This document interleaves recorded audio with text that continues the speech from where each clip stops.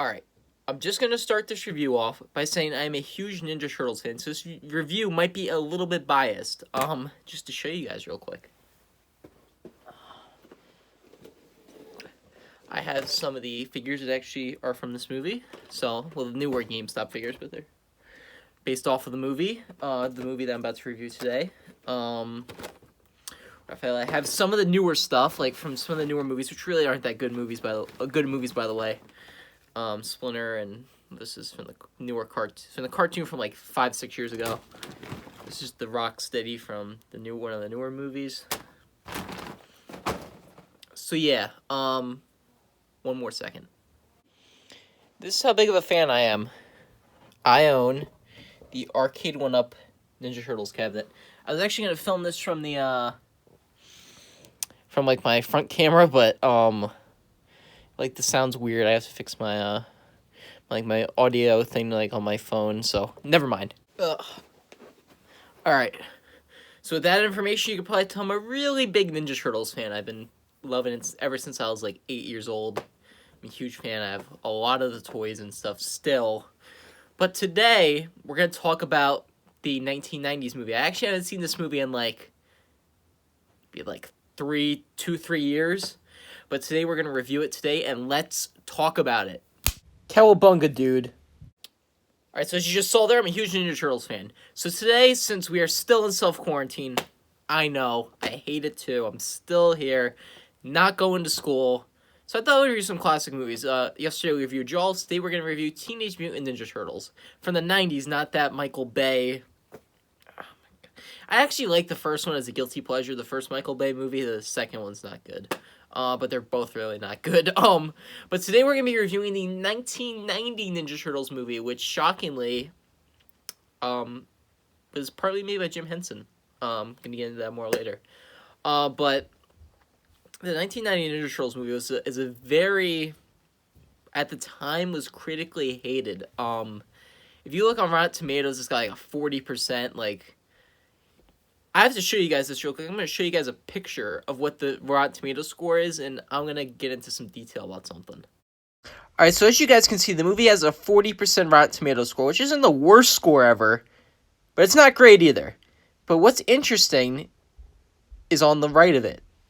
81% audience score. That is a huge jump, and the audiences really love this movie, and it really shows in the fandom, and it's got almost like 300,000 reviews and pretty solid 81% for an audience score.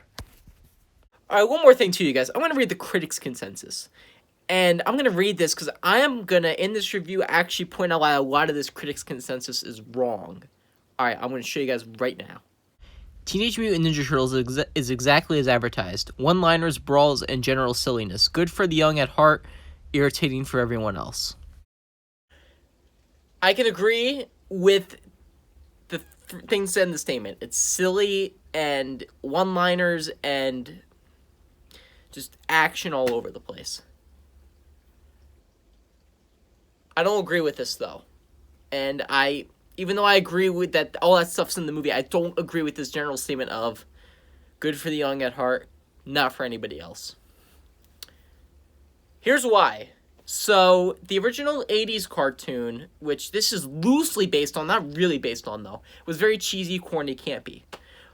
This is more based on the original comic books, which even the director, Steve Barron, has said, I wanted this movie to be a mix of the cartoon, but mostly the comic book. So, a mix kind of a both, but mostly the comic book.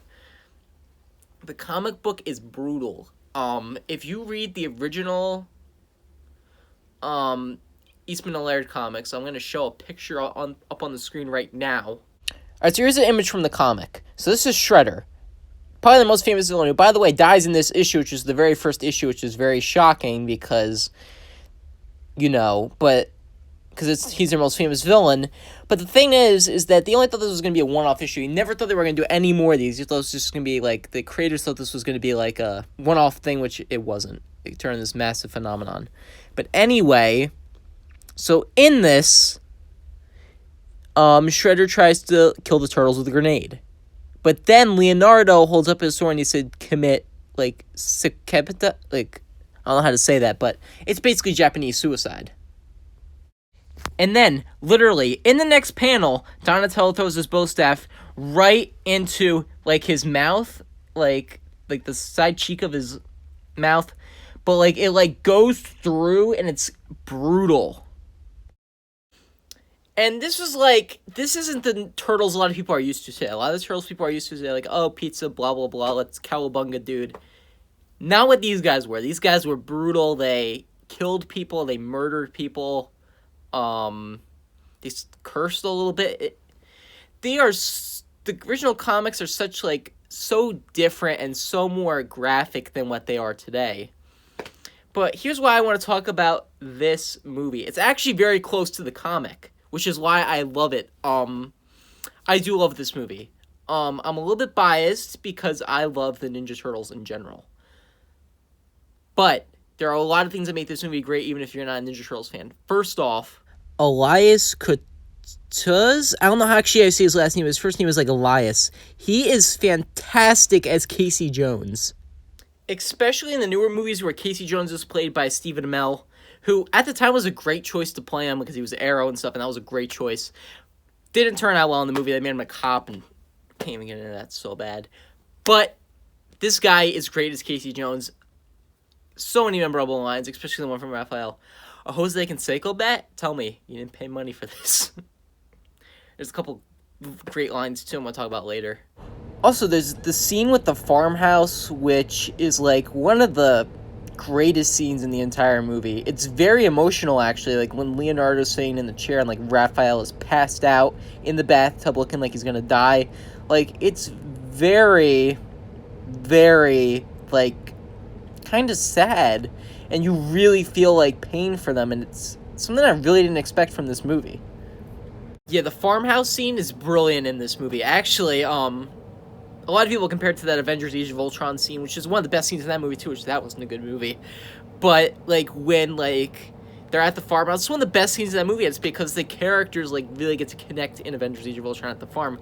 Very similar to this movie, too. The Turtles are, like, you really feel, like, what they're going through, and, like, Casey Jones and April get to connect, chemistry a little, like, they have a little bit of chemistry between them.